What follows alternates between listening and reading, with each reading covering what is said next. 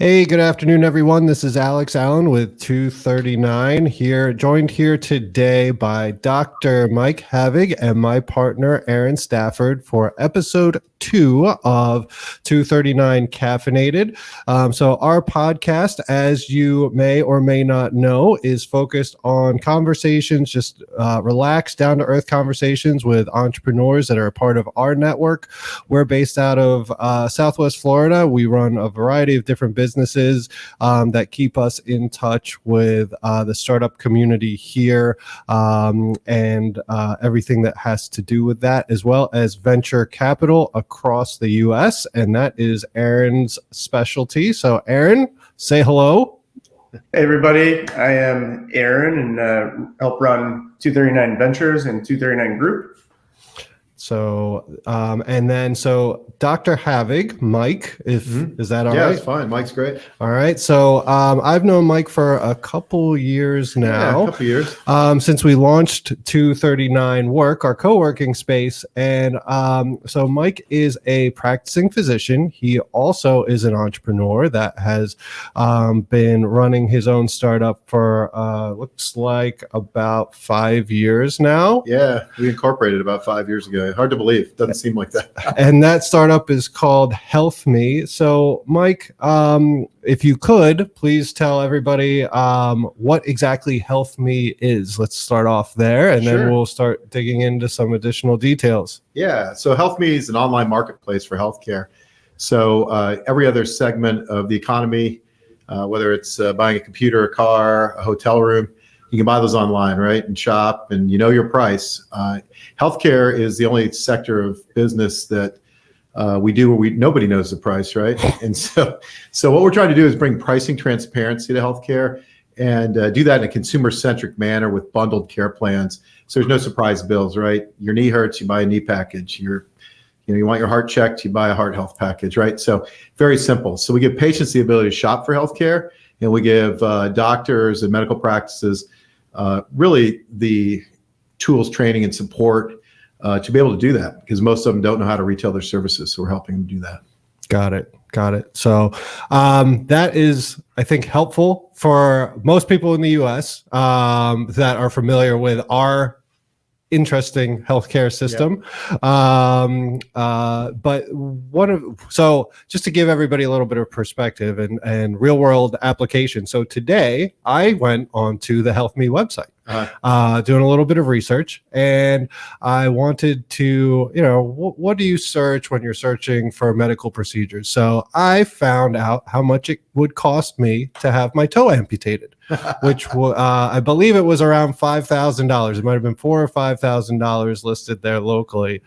And so I think that's a pretty fair price for having an appendage removed. But I know that there's a lot. This is a big topic in the United States in particular. There's a lot going on around healthcare and health coverage, and it gets very political and all of that. But before we dig into all of that, tell us the story of HealthMe and what, we'll get into your background. We have some nice some tidbits that Aaron and I want to dig in. But how do you go from practicing physician, which is where you started, to then deciding I'm going to jump in and I'm going to solve this problem? Well, I think it's like a lot of folks who found companies. I mean, I'm trying to solve a problem that I was seeing both in my practice for me and my staff and my patients, which was there was not good access to care for people who want to pay cash, as stunning as that sounds. And if you ask any doctor if he takes cash, every one of them says yes, right? But if you call their office and ask their staff to make an appointment, they generally get turned away. And because you call and do you have health insurance? Exactly. No. Okay. Sorry, you need coverage, right? Yeah, exactly. So people are both patients and doctors have kind of bought into the third-party payer, which is kind of the way it's done for most cases. But there's this growing group of patients who want to pay directly for their care. And this includes small business owners, includes large businesses who are self-insured, who are really kind of self-pay. It's just the employer paying the bill for their employee, medical tourists, faith-based sharing ministries, and others. At any rate, I grew up in Naples. I mean, this is my hometown. And a lot of my good friends from high school are small business owners. They own construction companies, and they're drywallers, they're tile guys. And for them, a lot of them make pretty good money. In fact, I always joke they all have nicer boats than I do, but but they don't want to allocate their money to health insurance, 20, 30 grand a year for them and their family. And so I get these semi-angry text messages at night that would say, hey, Mike, I tried to get my kid in to see you today. He hurt his knee playing soccer, and your office wouldn't make me an appointment. And I'd be like, well, I get it. We're probably booked out a month. I'll squeeze you in tomorrow, whatever. And they're like, no, that's not it at all. The reason they wouldn't make me an appointment is they don't have insurance. And they make it very clear. They're like, look, I'm not asking for a freebie because you're my friend. I'm willing to pay cash with a credit card, whatever, but they will not see me. They turn me away. And I'd go into my office the next day and I'd say, hey, what's the deal? Why wouldn't we make Mr. Smith's kid an appointment? And they say, sorry, Dr. Havig, we didn't know he was your friend. And I'd say, it doesn't matter if he's my friend. Right. It's somebody that wants to pay cash for my services. Let's get him in. And they'd be like, okay, got it. But they didn't get it. Time and time again, this happened. And then I started to realize that it wasn't really my staff's fault to some degree. A lot of it was my fault because I really hadn't given them clear pricing or bundled things, right? So they didn't know what to tell the patient. How much is it going to cost to see Dr. Havig? Well, it depends if he does this or this or that, or does an x-ray or does this. And so I really hadn't prepared them to answer that question. And quite honestly, for most medical staffs, and we actually studied this, we did a national study. We looked at about 3,200 orthopedic surgeons in 83 practices. And we posed like a secret Santa type, secret shopper thing, I guess I should say. We called and said, hey, I hurt my ankle. I want to see, Dr. Jones or whoever. And we found that fewer than 10% of those practices would see the patient. So I started looking into it, learning more, and realized that one of the big hurdles for patients to be able to do this is most doctors don't know the price for what they're doing. Their staff does. There's 10 different prices for everything. There's the sticker price. There's the health care insurance price, and that may differ between Aetna and Blue Cross and others. And then there's a Medicare price and Medicaid price. And so one of the missions that I have really to make this platform successful really is to educate my colleagues that, hey, these are patients who want to see it. They're willing to pay. And by them paying, particularly through our platform, they pay in advance. The money's held in escrow, and then we distribute the payment to the doctor after they're seen with no headaches, no paperwork. Because that's the other pain point I was seeing. Like, number one, my patients couldn't get in to see me. Number two, physicians spend about 55% is cited in a Stanford study, 55% of their time doing paperwork. And when I say paperwork, I mean entering data into the computer, but administrative duties in order to get paid purely. It's not for better healthcare. It's not to make the patient better. In fact, it makes healthcare worse, because if anyone's been to the doctor recently who's listening, your doctor sits there and pecks into his iPad or computer. Or worse, he uses voice to text, so he's talking to his computer while you're trying to talk and communicate. Yeah. So so with this group of patients, it's kind of like, hey, these are people, give them a fair price, and they're willing to pay you. And so as a patient, you get reasonably priced healthcare. You know your costs in advance for these bundles, and as a doctor, you get to do what you're trained to do, which is take care of your patient, and then be paid a fair price in a reasonable amount of time without a bunch of headaches, right? So they're really kind of the two big problems we're solving for patients and doctors. That sounds like it's a challenge to get that education out there and to go through that process. It is, and we've been working hard over the last few years. I mean, that's why it's taken a bit of time to get this going, building the platform, fine tuning it, testing, pivoting a little bit here or there, and it's kind of where we are today. So we're finally getting a fair amount of traction, and it's really exciting. I mean, all the hard work is starting to kind of pay off, at least.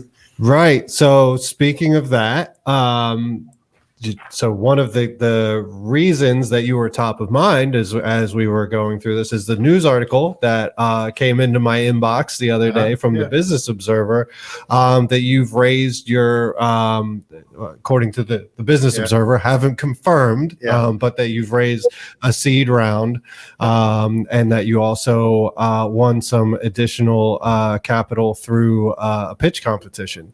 So that's got to be pretty exciting for you. How does that change your trajectory, or how do you believe that's going to change your trajectory? Well, it helps a ton, because two things. It just gives you validation. I think as an entrepreneur, you have this idea, you have this problem you're trying to solve, and you kind of labor away at it for a long time.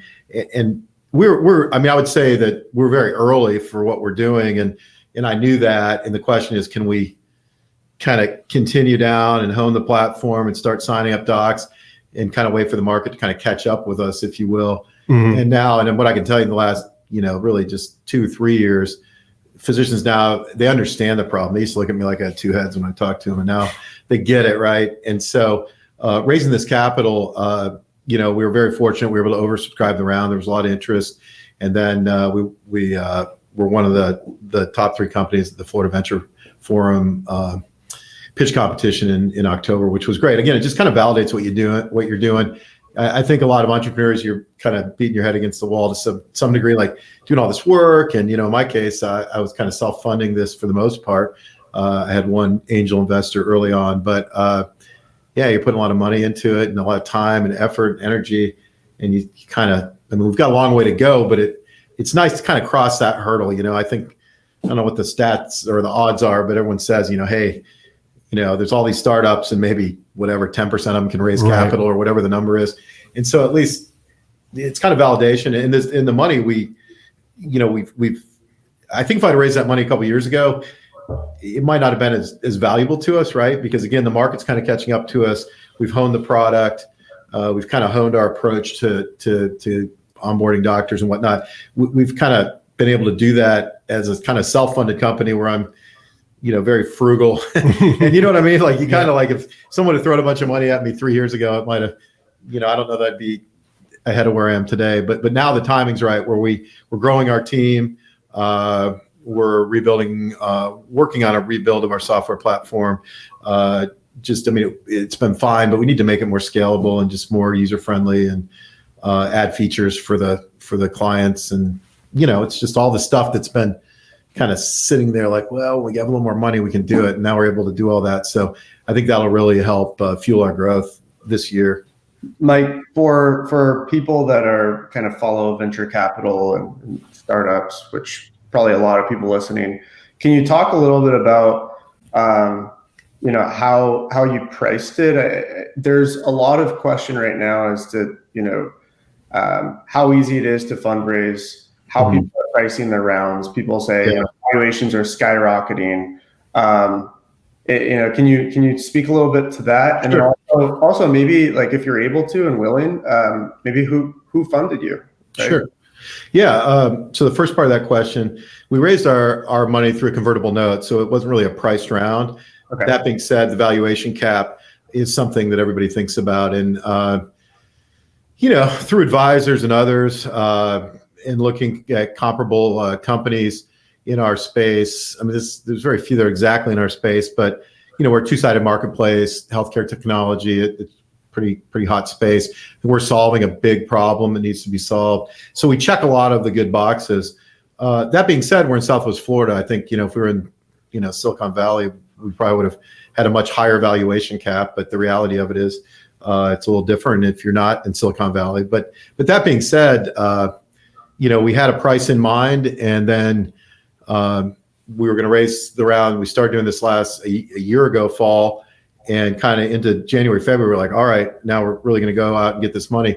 And then COVID hit, right? And so that throws everything for a loop. And so during the 6 or so months, during the COVID, main bulk of the COVID crisis, spring and summer, we actually were able to accomplish a lot. And we found that doctors and their office managers and others had, time on their hands to do webinars, learn about what we're doing. So we actually gained a lot of traction during that phase. But then we came out to kind of price our put a valuation cap on our convertible note at least. We kept the terms the same as year before. And, some of my advisors had said, well, maybe you could probably raise those because you've accomplished a lot. But I don't know. We'd been talking to these people, and you never know, right? I mean, you don't want to outprice, price yourself out of the market and whatever. So. Right. Yeah. I mean, we found that, at the beginning of 2020, when COVID was kind of introduced, everyone was scrambling to raise more money because they were like, they didn't know how long this was going to last. We still didn't quite understand it. And so it's tough because it kind of forces you to Are you raising more than you need to, or are you not raising enough? It's just an uncertain time. So it shook up the VC space a little bit. And then you have the VC firms kind of focusing on their own portfolios, right? Yeah, exactly. Not new business. So, but I'm really excited to see you get the funding that you need to drive this thing.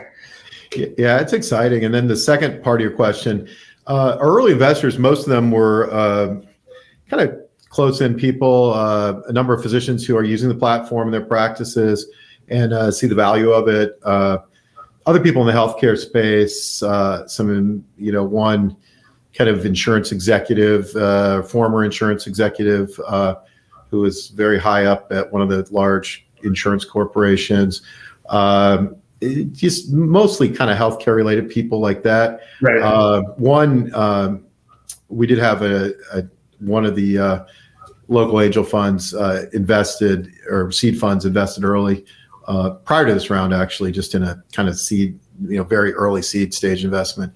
But mostly it was just individuals who are familiar with the platform, some of my advisors and just other close-in folks. So we were very fortunate, right? Because as you said, with COVID, gosh, you're talking to people last spring and they're like, well, as you said, investing in the companies they've already funded, trying to keep them afloat, trying to move them through this crisis.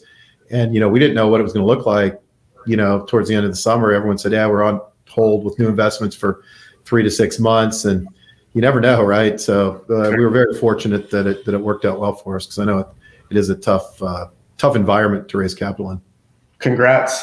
Thank you very much. Yeah. Yeah, that's really exciting. I mean, it's a great story. It's a great story for Southwest Florida, that we're continuing to grow the startup community here, and that you've had that success. So we're definitely going to shout it from the rooftops every opportunity that we get, so that everybody does know that not only do we have sunshine and beaches and all that good stuff, but we do also have the opportunity to grow a startup, and a tech startup at that. Yeah. Well, I think it's an exciting time for the area. When I started down this path 5 years ago, when I incorporated, I didn't have a product or anything. I mean, one of the things that's really helpful for me, I got to give a shout out to Fusion Point. Someone, I didn't know a thing about it, and I was kind of didn't know where to go, and I was starting this thing and hired a software developer, and someone told me about Fusion Point. So they've been great. They hooked me up with some great advisors. And I would say just 5 years ago, the startup community is very small. And to me, it's amazing the growth, as you've seen being here for a number of years, and just the various programs, whether it's Fusion Point, 239, the FGCU program. I mean, there's just all kinds of exciting things going on. And I think with, one of the fallouts of the COVID crisis is all these people are moving to Florida, right, from New York and Boston and Chicago and even Silicon Valley. So I think it's a really exciting time to be an entrepreneur in an accelerator in South Florida, because I think we're going to be successful in really growing this movement and having a lot more homegrown companies here, hopefully, thanks to the help of 239 and other accelerators. Yeah. I mean, it's a constant conversation, right? But the conversation is evolving and changing, right? And so what we've been able to accomplish and connect down here through our efforts and through the labs program, and joining, participating with Fusion Point early on, and then bringing Fusion Point into the 239 fold, as we continue to grow and gain traction with our efforts. It's been it's just amazing to see the difference. And I think one of the things that really caught me by surprise, for those that don't know, that are listening, so we just launched our formal accelerator last year, about to launch cohort number 2 here in a few weeks. But in that first cohort, the thing that really struck me was we had 7 startups in that cohort, and of those 7, 5 were from Southwest Florida, 1 from Tampa, 1 from Miami. And I think one of the biggest pieces of value that those startups got is that they became part of a community, because they all felt alone. Yeah.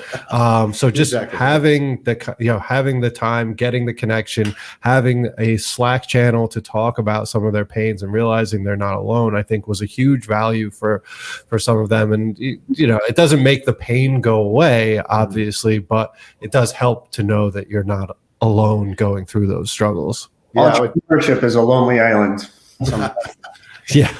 Yeah, I would agree. I mean, I don't think I would have, honestly, I don't think I would have gotten to the point I'm now. I mean, I might have not even continued after a year or two if it weren't for, getting plugged in with Fusion Point back in, this was 2017 actually, but just having the support of the advisors and then just the other entrepreneurs. I think there were only like 3 or 4 other companies in it at that point. Right.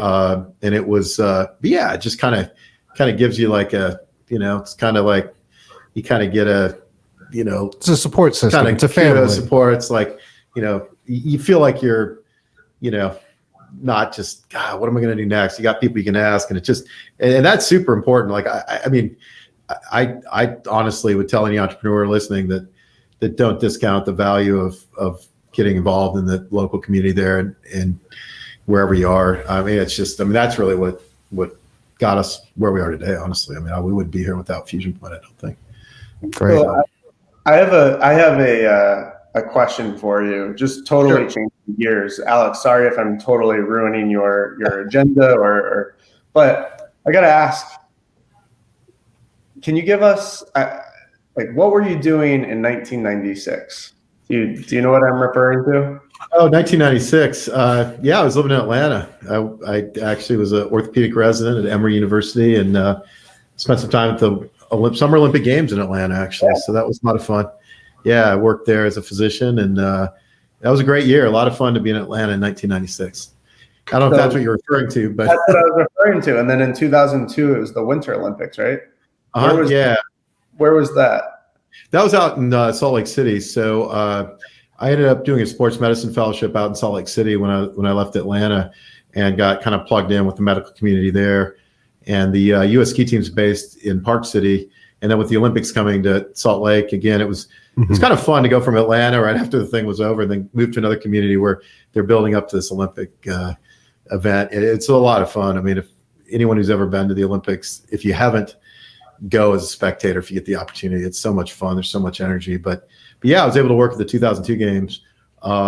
One really cool thing about that, again, unrelated to any of this, I guess, but it's and I do talk a lot, so feel free to interrupt me if I'm carrying this too far. Please. But so I worked at the bobsled venue at the 2002 Olympics, and so there's a local guy named Brian Scheimer, Naples High School grad, who competed in 5 Olympics as a bobsledder, as first a pusher, starting I think in the Calgary Olympics, and then as a driver, and he won a bunch of World Cups.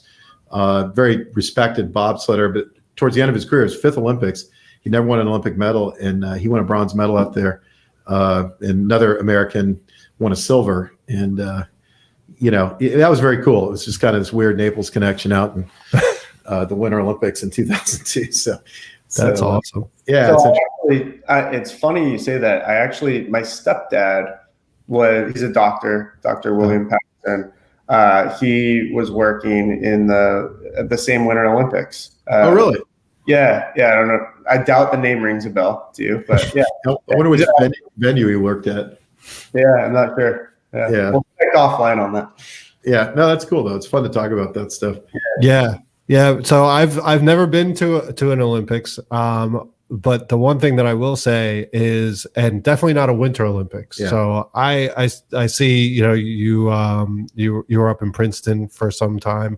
So I spent the majority of my childhood in South Jersey. So familiar with the area, but hate the cold weather. Hate is a strong word, and it is an appropriate word. So being down in Florida is the right place for me, but bobsledding was always bobsled and luge. I'm a little bit of an adrenaline junkie, so those sports during the Winter Olympics, I always would watch those. And like, if I was going to do one thing in that freezing cold weather, that would probably be it. I would be wearing many more layers of clothing than those guys are. But yeah, it's something that I always wanted to do. It just looks so, incredible.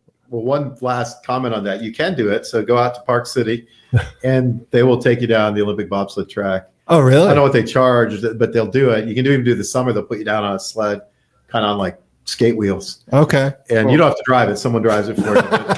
That's a good thing. It's very cool. I had the opportunity to do that and then get on it was like some Olympics in the 50s, the Cortina bobsled track in Italy. I covered ski World Cup events for the U.S. ski team. And I was over there a couple times, beautiful place. And someone's like, oh, you should go down the bobsled track. I was like, all right, why not? That's amazing. Very cool. Like I don't know how those guys do it, honestly. Like, I mean, you get off the thing and you're just like dazed and confused because all the blood rushes out of your head. It's kind of, again, unrelated to entrepreneurship, but anyone that has the opportunity to go down a bobsled track anywhere in the world should do it once. It's pretty awesome.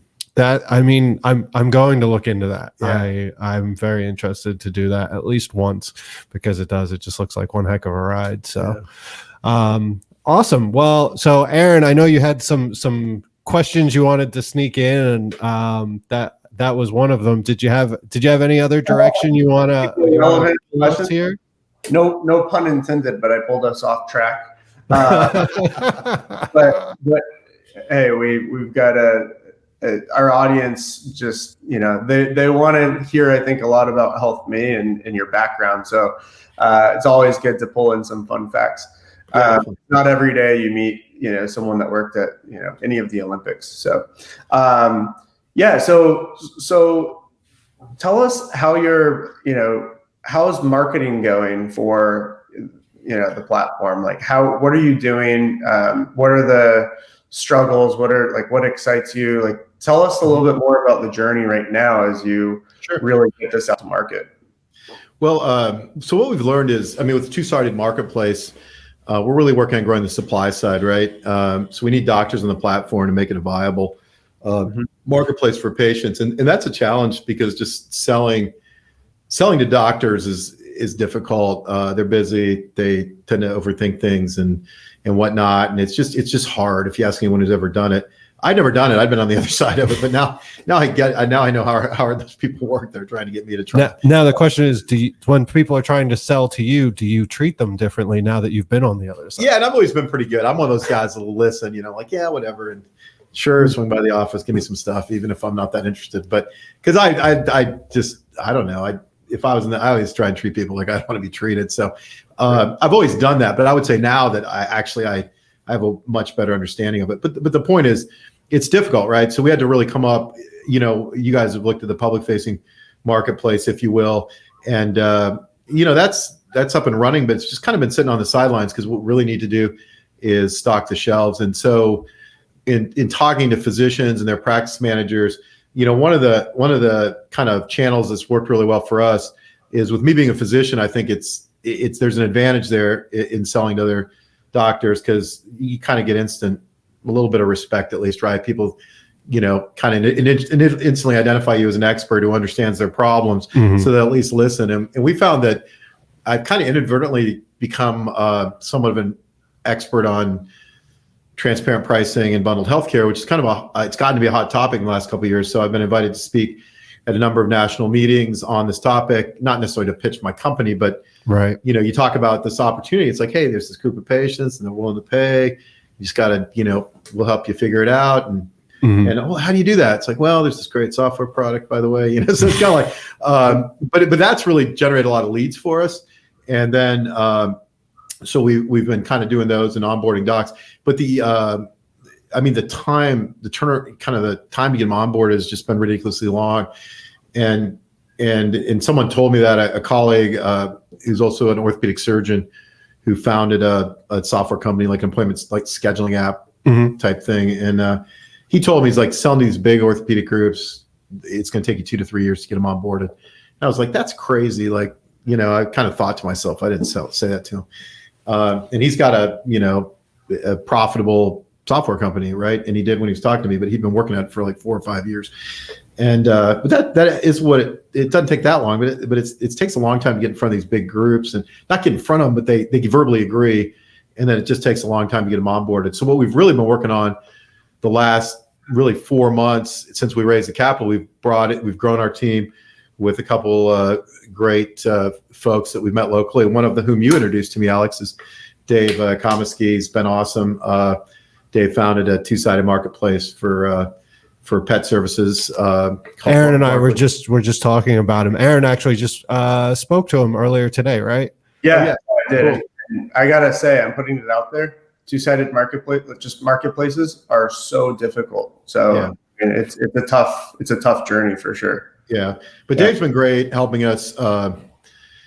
Dave, and then we brought in another guy, Patrick Wells, who's kind of serial healthcare entrepreneur, has worked in startups a lot, and he was, the one thing about Naples that's great is you have a lot of kind of smart, successful people down here who sometimes are just looking to get involved in something new after they've exited their company or done this or retired or whatever.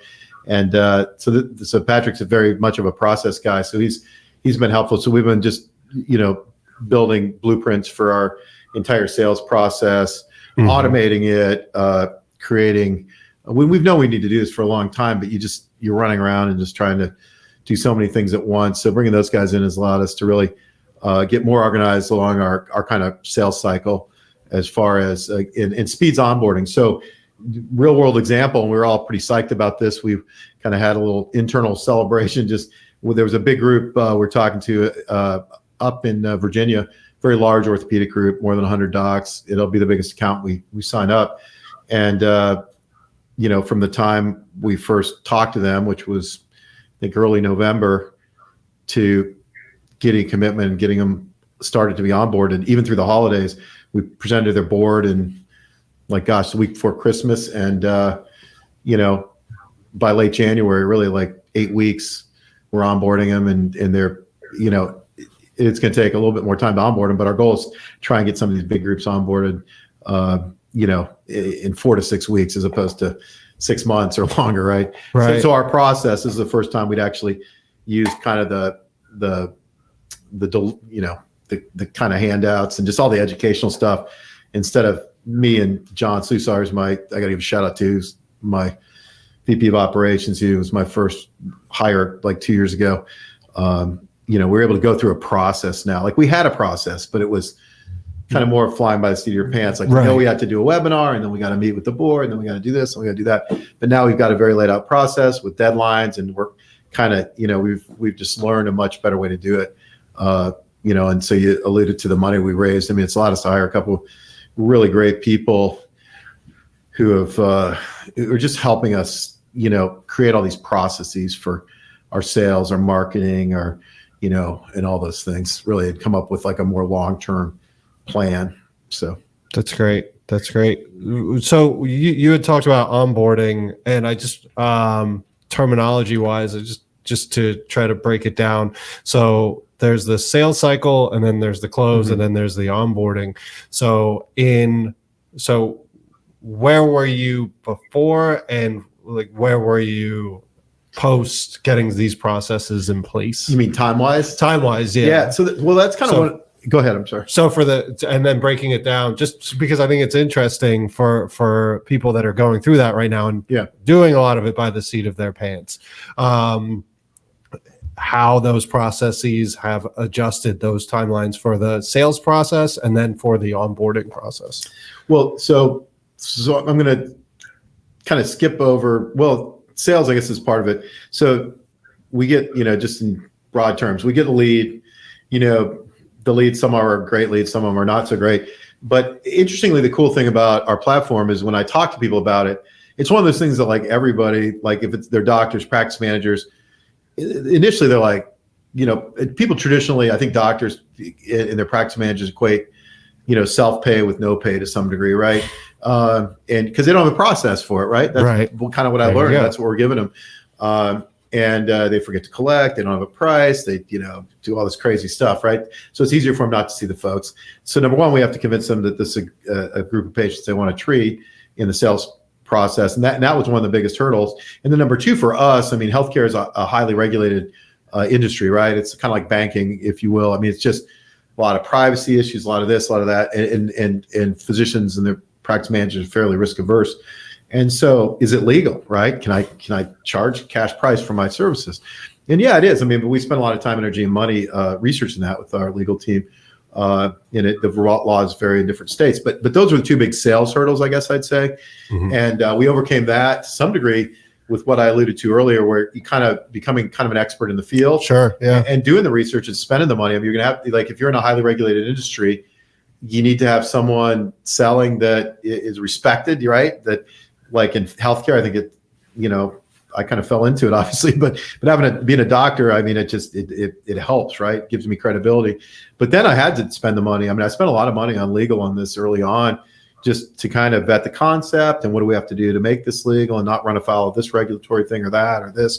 And so I can go to these groups and prove to them that, yes, here's a statement. You're in Virginia. We've done the research. There's a 30-page legal document that says it's legal in Virginia, but here's a 1.5-page summary. But it's that part of the sales that was tough. And then, so to get someone to commit was fairly easy, but then to get them to the next step, to start onboarding, was very hard, right? Because people just say, okay, well, we got all these software apps and other things we're doing.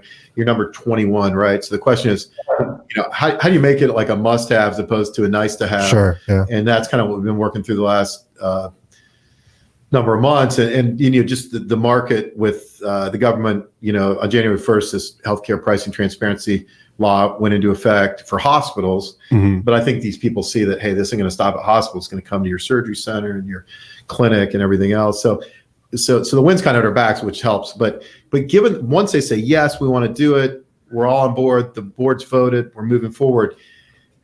We have to get them to price their services. They have no idea how to do that, right? So we learned that we had to, we've done all the research, we have data, and we had to go into them and just say, look, here's a range. And, so we've really learned to be more we're kind of consultants on this whole pricing transparency thing, right? And they see value in that. And it's something that at least in the medical field, people understand that model and they kind of respect it. You go in as the expert and you're like, hey, this is what you should charge for this. Here's a range. Here's what people are doing. Using terminology that's familiar to them from commercial insurance as a percentage of Medicare. And at any rate, I'm getting into the weeds a little bit, but the bottom line is number one. You're going to have people calling you up, asking you what they should be paying. Yeah, exactly. So that first hurdle is, convincing them that they can do it. Then once they say yes, the onboarding, we really just had to have a process. Here's a spreadsheet with all our packages. Here's a range of pricing. Here's what we suggest. We can't tell them what to price. They pick their own prices, but here's what the market's telling us about pricing these certain services, and working through that. And that still took a long time. So before our current process, we had a group we onboarded that we'd been talking to for 18 months, right after they committed. But it falls by the wayside, and then COVID hits and all this stuff. And then we finally got them onboarded in the fall, or I guess they were about 12 months. But this group I was referring to earlier, from yes, we want to do it after seeing a webinar to like having all their data turned into us, so we can start building their profiles and building their marketplace page for their website. It was like 8 weeks, right? Instead of 12 months. Right. And we're hoping to get that down, even down lower to 2 weeks if we can. It's so funny because these are similar problems, completely different industries, with a transition to a new piece of software or a new product, or transitioning from, replacing something that's already been in-house. And where do you get stuck? Well, you always, if you have a large quantity of data that needs to get, that's always the tripping point in implementation is, okay, how do we make this as smooth a process as possible while making sure that the data gets the attention that it needs, right? Because everybody knows the saying, crap in, crap out. So you have to take the time to scrub it and make sure that it's relevant. But, it's so interesting to hear from your perspective. You're going through the same thing, that onboarding, a piece of software that is a, HVAC repair, platform, right? Well, you got to get all of your services in there. You got to pick prices for them. You got to get your flat rate going. It's the same thing. Obviously, there's a lot of differences in between and how you implement and some of the steps that you have to go through and vet, but same type of issues with the onboarding and making it as easy as possible for your customers. So I think that's a good takeaway for everybody that's listening to this is that can really trip you up but it can also be a huge asset, as you're saying, as an expert in the field and making it easy for these doctors to do that. So it's kind of a double-edged sword, right? Like, I mean, you kind of it's really difficult, but once you have it, it's kind of a good defense for your company. Like, how hard it is to get these people up on the platform, not just for me, for everybody. Like, just healthcare software is difficult. And so, if we can get, critical mass of providers on board, it's not like, hey, I'm going to use the Starbucks app or the Caribou Coffee app, right, or whatever. I don't even know if Caribou Coffee still exists somewhere. I think it does in Minneapolis. But the long and short is, once these guys and girls are on our platform, that's like, they're not going to leave us for a competitor. They kind of grow to trust you, and you create a process. And one of the other things we're working on right now, we just hired someone to help us with kind of branding and things like that, just to, we want to be kind of the go-to, if someone wants to buy healthcare and find out, or even if they have insurance, they just want to find out what reasonable pricing is. We want them to be able to go to our site. Hey, I'm going to check HealthMe, right? So we're working with somebody on that who has vast experience in healthcare, and just another person that's kind of fallen into our laps because of our location here in Southwest Florida. We get these incredible people that would be like, gosh, I don't know what we'd have to pay these people on like the open market, but they're just happy to advise and, just think it's cool. And but it's the branding thing, and then getting, so these offices, we want them to say, we want the staff, it takes a while for the account to mature too. It's just another topic kind of, but you get them onboarded, and then educating the staff and everybody, this is the process.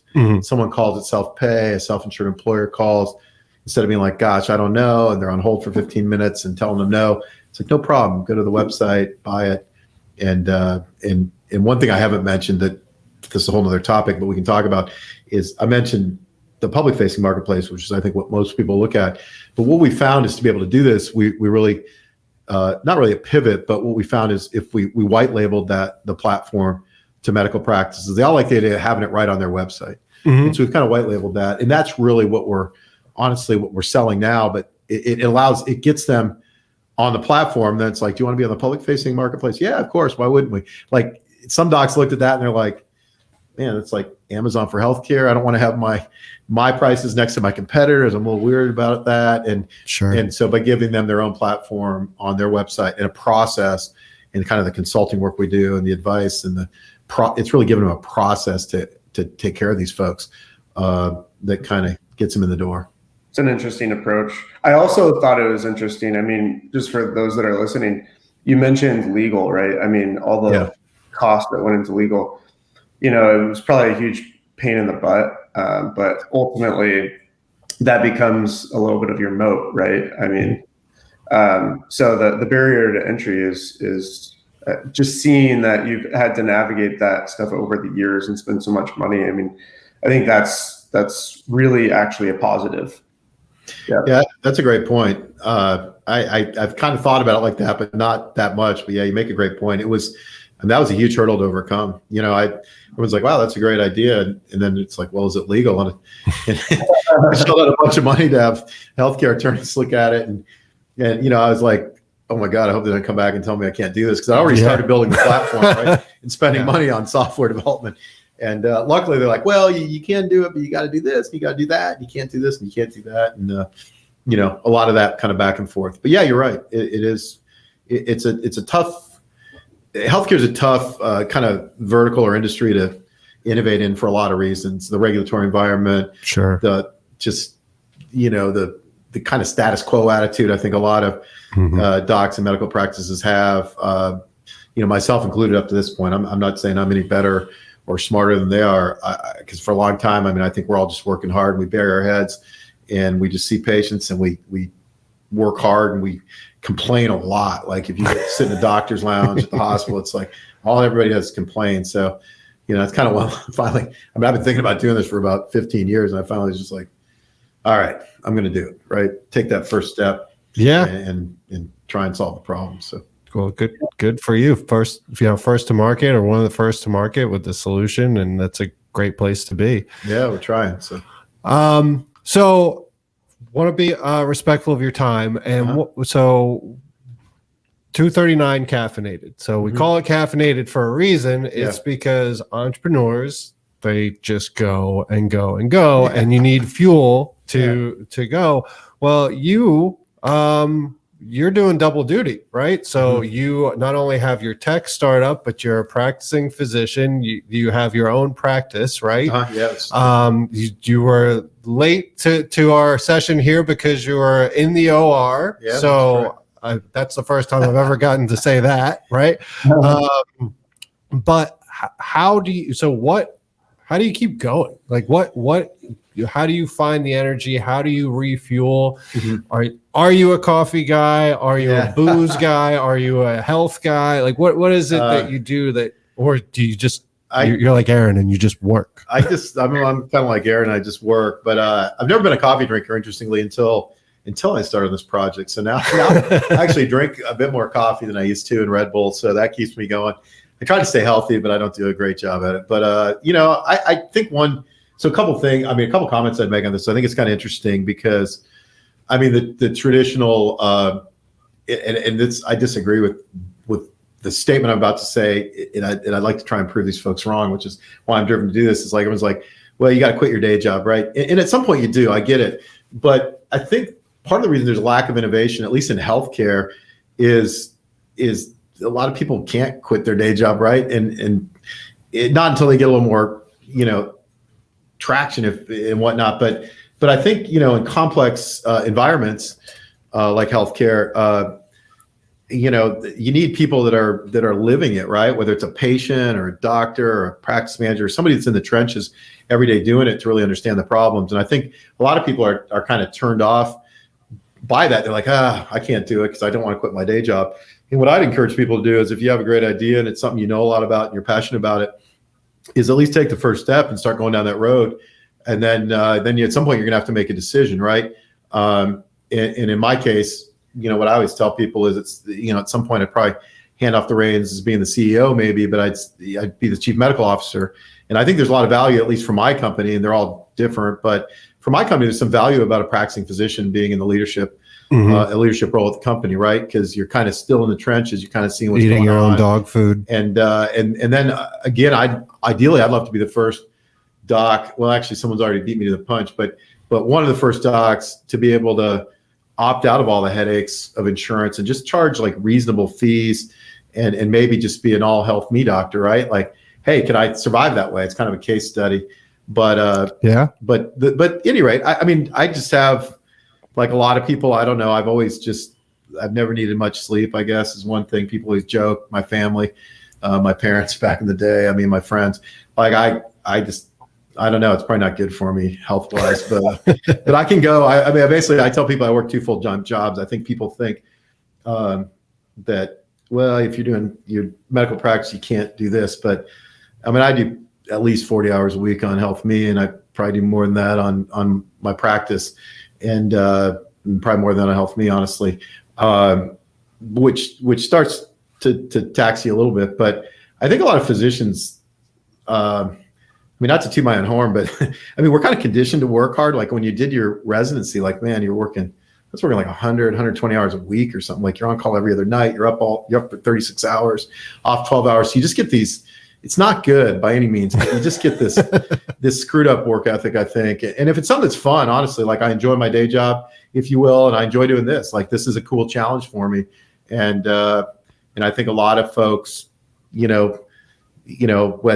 at the point that I'm at in the career, there's that 10,000 hour rule, right? You get really pretty good at doing what you do, like for your day job, that you can almost do it without making any effort, which frees up a lot of brain power to work on this kind of stuff, right? And any rate, it's interesting. That makes sense. Mike, it's interesting you bring that up because Alex, was it Enrico we had on that talked about? Yeah, the other point he made is, as an entrepreneur, you want to reserve, your bank account as much as you can. If you have an additional source of income coming in, that's really beneficial to your company, right? That you're trying to. So I tend to agree. As long as your investors are okay with it, and you know, so I think it's an interesting point. Yeah. No, it's green. Go ahead. I'm sorry. Yeah, it's it makes for some long days, but it's fun. I mean, honestly, I enjoy it. I mean, it's I was talking to, so this is kind of a cool thing that maybe a little bit off topic, but and I want to be respectful of your time too, because as I said, I am a talker. So so one cool thing that's come out of this experience for me, the whole entrepreneur experience, is I've connected with other physician entrepreneurs, and specifically orthopedic surgeon entrepreneurs, as well as a physician entrepreneur group, of which we have a chapter here. But so we started a group called Ortho Founders, which is orthopedic surgeon founders. It's orthofounders.com. And it's just a cool thing. I'm not trying to promote it necessarily or get free promotion, but there's nothing to promote. It's just cool if you're into entrepreneurship. But so I got a marketing email from an orthopedic surgeon in Nashville who had it's like a social media patient engagement app. And I thought, hey, this is really cool. This is like 2 years ago. And it's like, wow, another orthopedic surgeon who's being a software entrepreneur, right? And still working full time, right? So you're like, oh, this is cool. So I emailed him back and I said, hey, wow, you got a cool platform.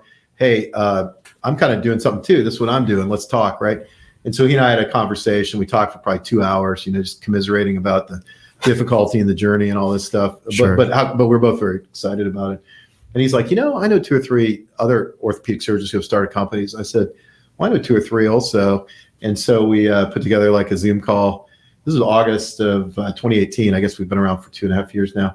And so there's 6 of us, and now there's like 75 of us in this group, and we do like usually monthly, Zoom meetings, and now we're starting to be kind of the go-to group to, there's this big push for entrepreneurism. I think there has been, but in medicine it's been lagging. So one of our missions is really to educate our colleagues that they too can solve problems that they have, right? Like instead of just complaining about it, get off your butts and do something. So we're speaking at the American Academy of Orthopedic Surgeons meeting. Like the last couple of years, we've had all these, symposiums and things for physician entrepreneurism, and that's just been a really cool thing. But in talking to some of these other folks, and they're all over the country, is kind of the same thing I just said. Like it's kind of funny. We're all in the same boat. It's a lot of us are older for entrepreneurs, right? Like we're in our 40s and 50s, and but it's the same thing, right? It's like, man, yeah, just my day job.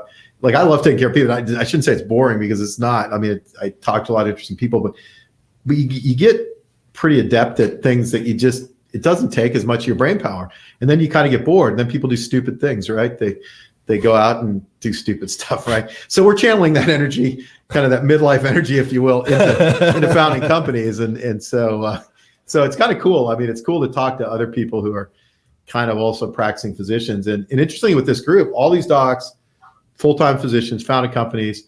I mean, some have had really big exits. They've sold. One of the guys who's up in Clearwater, who I know he just sold his company to J&J DePuy, and he's developing another thing now. And another guy. I mean, these people have had big exits, and they've been able to, build a company, take it all the way through the process, exit the company while still, practicing medicine full time. So that gives me like some hope that I can maybe do that. I don't know. Who knows, right? We'll see. Line them up for your Series A. They've had big exits. Yeah, exactly. Hey, I've been talking to them. Actually, one of them did invest, so I got one investor out of that Ortho Founders group. So it's kind of cool. Nice. Yeah, I mean, I think as you're describing it, just coming back to the earlier part of our conversation, where it's just having people around you that you can connect with that have gone through it, and then in this case, specific to going through that type of challenge of running both businesses or participating in both businesses and keeping the ball moving. It also sounds like a group that Aaron would probably love an introduction to on the ventures side to some future opportunities. Yeah, it's a great group. Check out the website. Not everybody's on there, but there are some really cool companies that people, I mean, you always look at other companies and say, wow, that's really cool. But the cool thing about it is everyone that's presented. I mean, there's been a few dogs, I guess, but one of the good things about this group is, as you talk about support groups, is we have people, new members pitch their companies, right? They do a 7-minute pitch, usually 2 of them, and then we kind of do Q&A. And a couple of them that have been and I'm not good at this, but some of the other folks they're willing to tell them it's a terrible idea. There's like, you know what? There's like 30 other companies that do this. Yeah. Right. And it's like, what? Really? It's like, yeah. It's like, oh, no, okay. And then you get an email saying, hey guys, thanks. I'm glad I pulled the plug. You I did saved more research. me a whole bunch I've of already money. put a little money into it. Yeah. I'm going to go to something else, right? But most of them are actually great companies, which is it's just cool, because I think it's cool when you see, again, go back to the innovators. It doesn't matter if it's healthcare or fintech or whatever it might be, right? It's just like if you get people that are in the trenches and really understand the problems, I think you're going to see better solutions, right? Or more viable solutions than just, and that's kind of entrepreneurship 101, right? It's like sitting in a room trying to think about an idea, and they're like, I think it'd be cool if we did this. Well, right. Yeah, it sounds cool, but is there a need for that? Right. You need to do your market research. And it's amazing how far people will get before they ever actually speak to a potential client. Yeah, exactly. So that's something that I've found out along this journey as well. Yeah. But so Mike, want to thank you so much for joining us. I'll just hit the ticker one more time along the bottom of the screen. If anybody has this has piqued your interest about HealthMe, you can find out more information at healthme.com, and you too can find out how much it would cost to have a part of your body removed if you were to pay cash, or if you actually have a medical condition, you can do your research there, as Mike said, and learn about what the fair market price for these types of services are.